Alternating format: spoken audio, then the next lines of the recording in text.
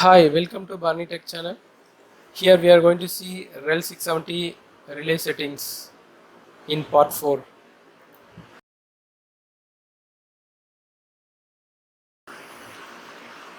To make the relay settings, you have to go for right click over the template. On here you can able to see parameter settings. When you click parameter settings, the setting sheet will be open. Under the template you can able to see IED configuration and application configuration. First we go for setting this IED configuration. When you unzip this IED configuration, you can able to see various topics. Over here, first one is hardware configuration.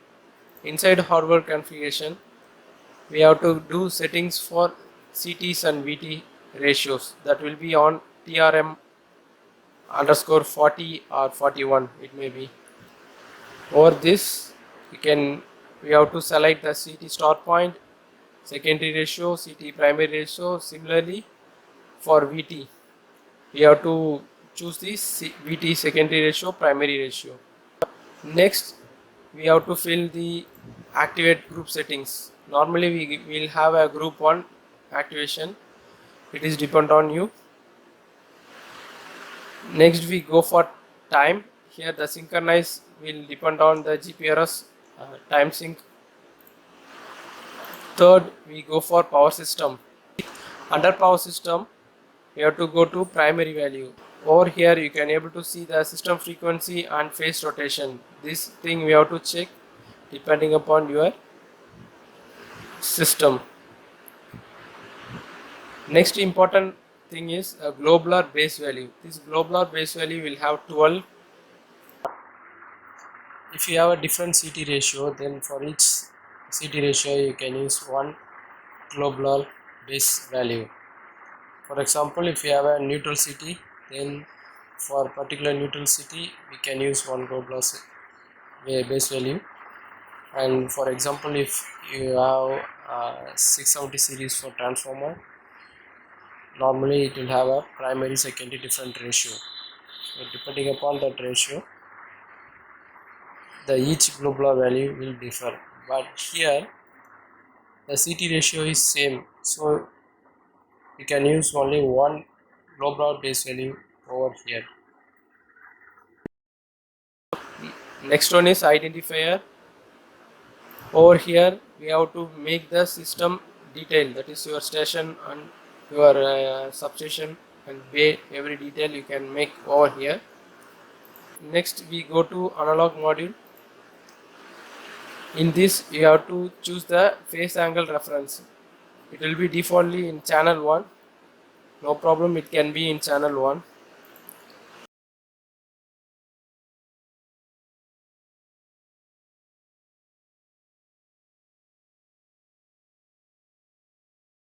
After this we have to go to HMI.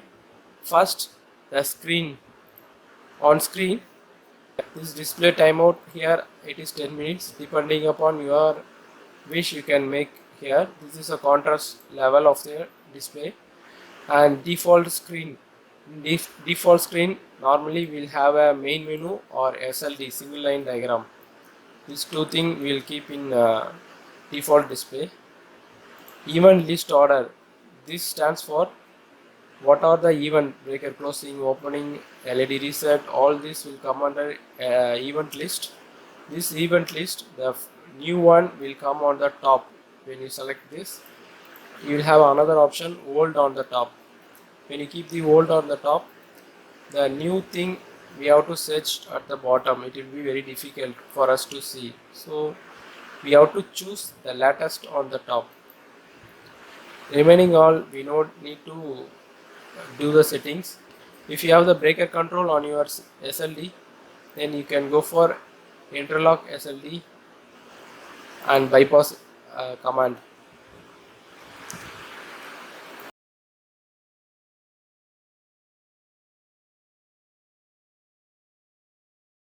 Next one is function key control. For function key 1, we have used for LED reset, so we have to make it on. That is pulse. Pulse means it gives 200 millisecond pulse. The pulse time will be mentioned here. When you press this function key, it will give the pulse. This is our configuration. According to our configuration, we have to make the setting. If it is in off, then when you press the function key also, the LED will not reset. So we have to make we have to choose toggle or pulse. To activate this function key, we have two options, toggle and pulse. Toggle will give as per your pressing, as per your activation, it will be keep on giving command. Pulse, it will give only for 200 millisecond pulsation, or depending upon your pulse timing, it will activate. Under this you have another one option. This is for not to have any shortcut menu. You can have this for particular function key. That means when you press that function key, the shortcut menu will work. For function key 1, we already have the LED reset, so we no need to have this, and we can see on LED function key 2. For function key 2, I can make a menu shortcut, and I can choose a measurement. Now when you press the function key 2, as soon as when you press the function key 2, it will directly go to the measurement window when you make these settings. 5 function key is available. For this, correspondingly you can have your configuration. Third one is LED. As we doing a configuration, I said it was 45 LED. Corresponding all 45 LED, you can able to see the labels over here, and for each label we have to select latching or unlatching. Follow is unlatch. The follow means it is unlatched. As soon as the fault perceived, the LED will glow. When fault rectified, the LED will automatically get off. But for latching, even though the fault is clear, also the LED notification will be on the display. After we clear by ourselves, then only it will get reset. So depending upon your selection, you can select. For all production, we have to keep latching. Follow yes, F by yes. F is it will flash. When the fault is occur, it will flash, and after the fault rectify, it will go for steady. F by S, it meaning. So for all fault, we have to go choose F by S. For MCB contact like this. For under voltage, you can follow yes, or you can follow F.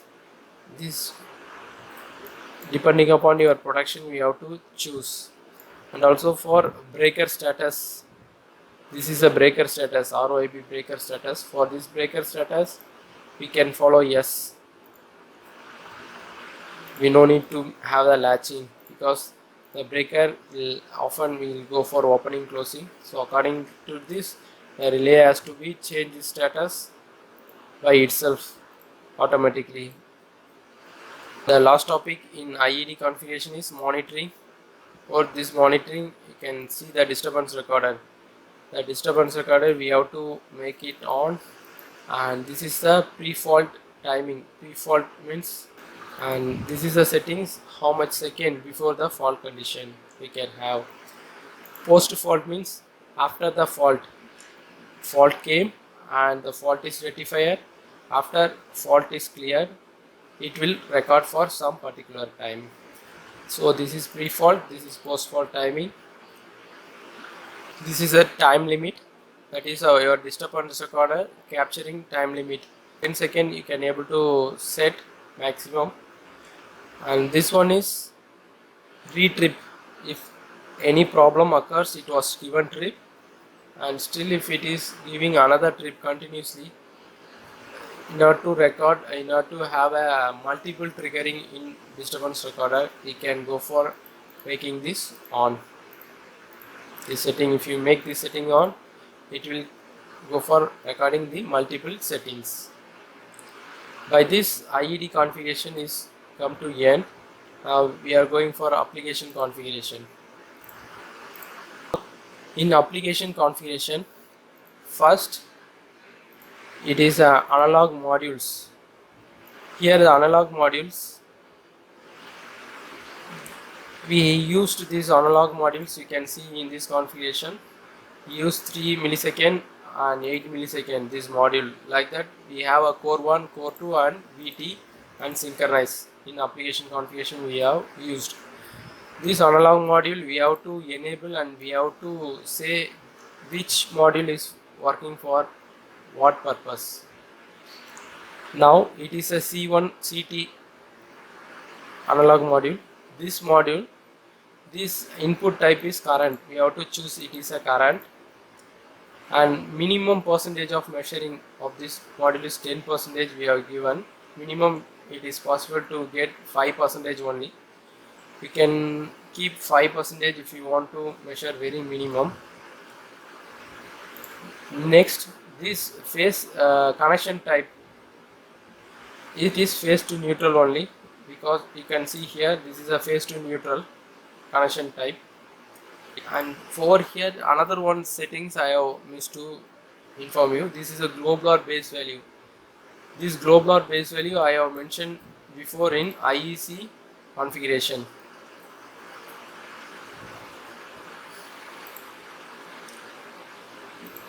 This globular, we have 12 globular base value. Depend upon this base value, this card will give this output. It will take reference this globular base value. This CT block will take reference of the magnitude from this value.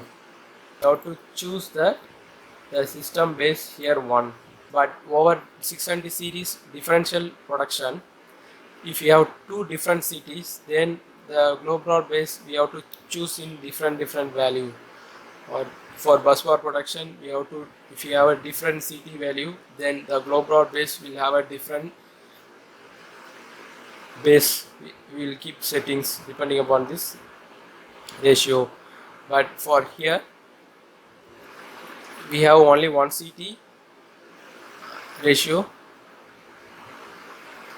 Even though the core 1 and core 2 we have two different core, but both core having same CT ratio, so you can use in only one groups. And similarly for VT we have to choose, select all this type. But for synchronous, if you see the synchronous, it is a face to face voltage. You given a face to face.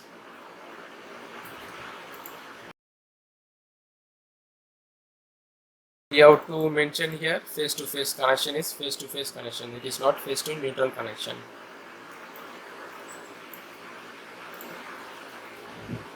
Next we have to go for productions. In this production, first this selection is very important, but for according to this distance production we are keeping all this one, no problem. But in 670 series for other area, if you have a two different CT, transfer differential to different CT, depending upon the CT where the production takes, and for the different CT we will have a different globular base value.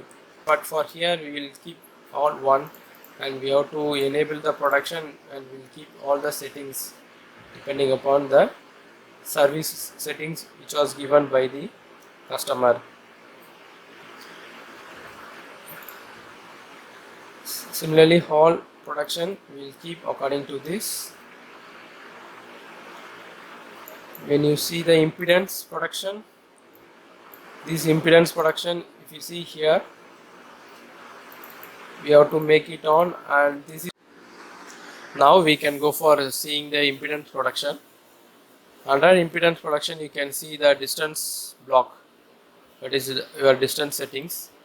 In this we have to make on, and we have to feed all the settings over here. After feeding all the settings according to your relay settings, you can check your zone characteristics. Here it is possible to check your zone characteristics. It is very simple. On this tool menu at the end you can able to see the graphic presentation.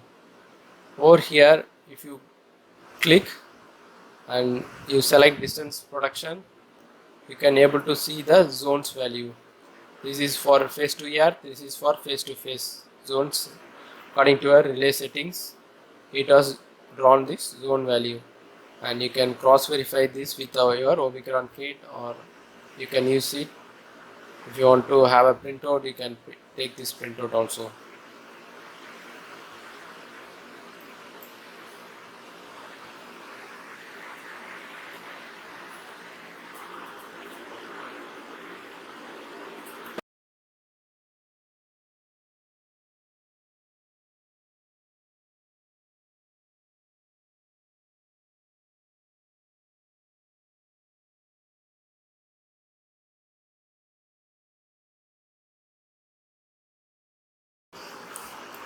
If you see the breaker failure production, in this breaker failure, the functional mode, the choosing is very important.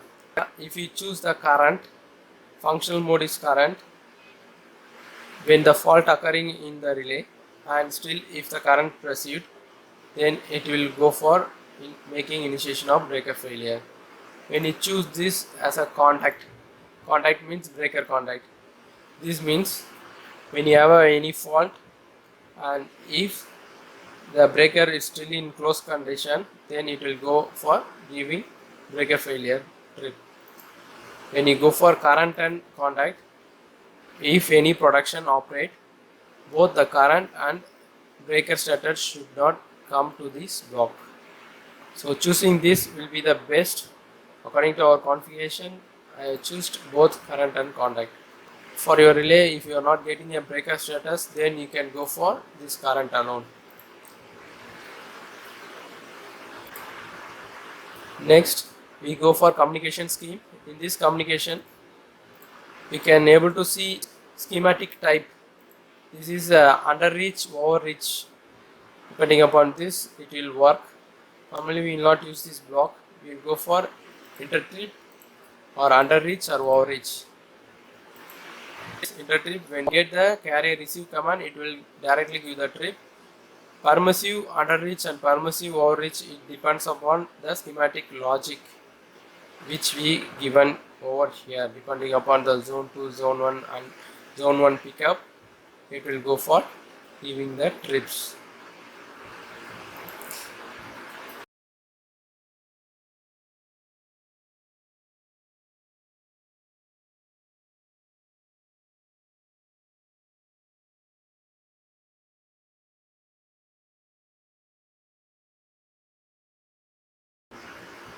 Next topic we are going to see is a logic. When you see the logic, we have tripping logic. This tripping logic, this we have to on, then only the tripping will be sent to the breaker. This is a tripping block we have seen while doing the configuration. I will explain. It's a tripping block. For this tripping block, we have the settings. We have to on this operation, and for programming, we have to choose single phase or 3-phase. When we choose this, it will give 3-phase strip also, it will give single phase strip also corresponding to this fault it received.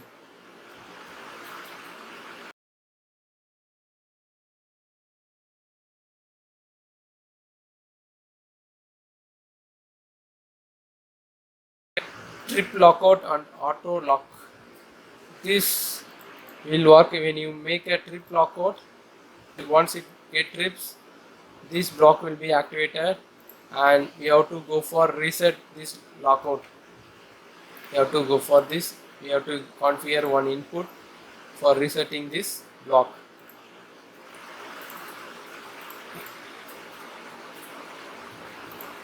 When you see this trip matrix, this trip matrix also we have to give on. The trip we get from this trip matrix, and it was given to trip block. We have seen in about this trip matrix. We have seen that about this trip matrix in part 3 deeply. But this when this block is in off, this trip matrix will not work. And this steady state, this 3 output, if you give steady, it will give continuously, but if you give pulse, depending upon the pulse time we keep, it will work. Normally we give steady, we will not give pulse for this command, we will give steady output only.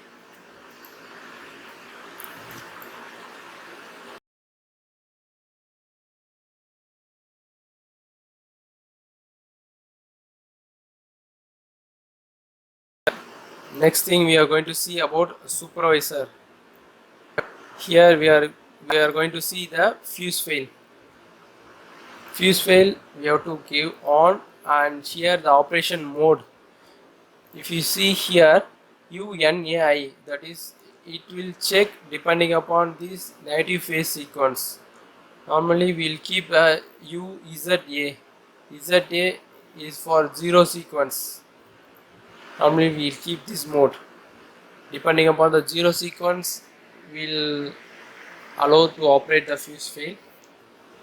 But if you want have a both, or if you want to have a both at a time, then you can, depending upon this selection, you can have. Next we are going to see about a fault recorder. This fault recorder, the channel we have to mention here. This is a CT channel, this is a VT channel. The channel V, it receives, we have to mention this channel. Next, the settings, depending upon the settings and line length, all this, only the fault recorder will calculate the distance. If we make any wrong here, then we will get the distance value, we will get the fault location will be different. So filling this also very important for detecting the fault.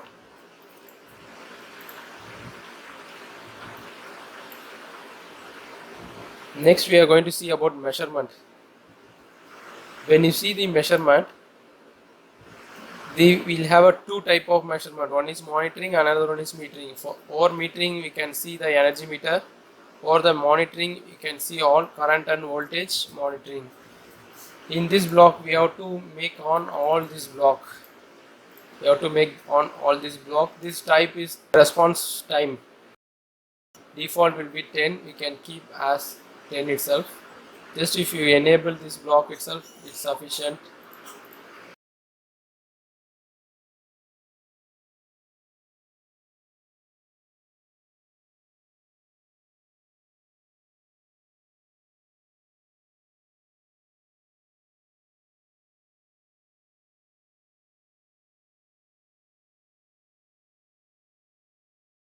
When you go for energy meter also we have to enable, and we have to set this, the energy is flowing away or coming in. We have to, depending upon, we have to choose this forward or reverse.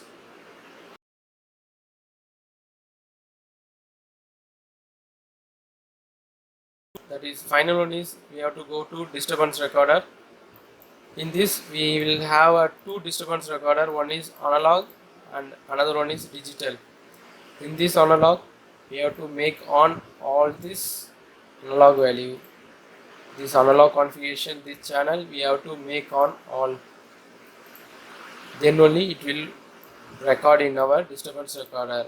If it is just in off, then in disturbance recorder we will not get any fault recording event analog values. So we have to on all the analog values.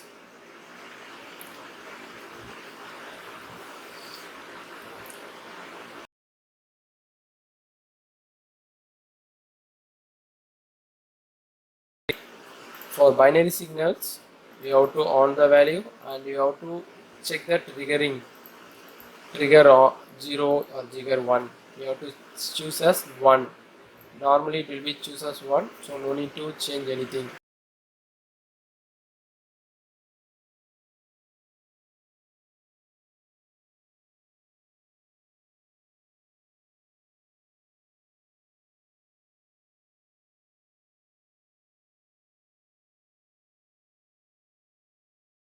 This is a brief about the REL670 settings. I think you all may have a brief idea about this REL670 series relay. I am sure that after watching all this part 4, you may have a brief idea about this REL670 series relay. If you think this section is useful for your friends, then please share this section to them. Thank you for watching this video.